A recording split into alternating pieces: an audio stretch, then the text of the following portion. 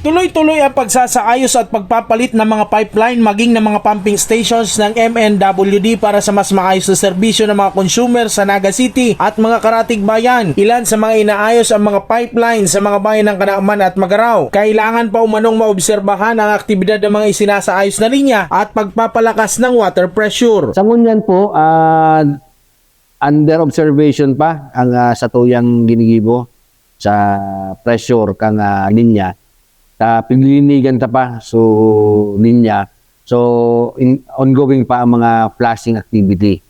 So after kang flushing activity, ay naman kitang pigkarabit ng mga loggers para ma-monitor ta so pressure kung ano baga naglangkaw.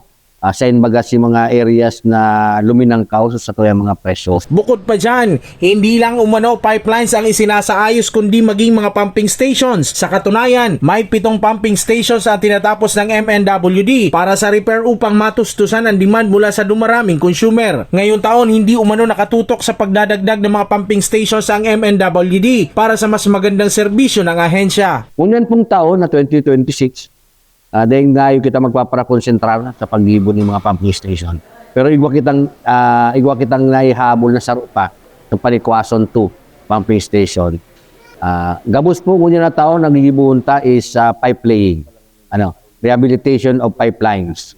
So ribayan ta sa mga saradit na tubo, si mga gururang ng tubo, ribayan ta na kung mag-operate po ini ining 7 pumping stations na kita nag-reway tubo, useless mangyari.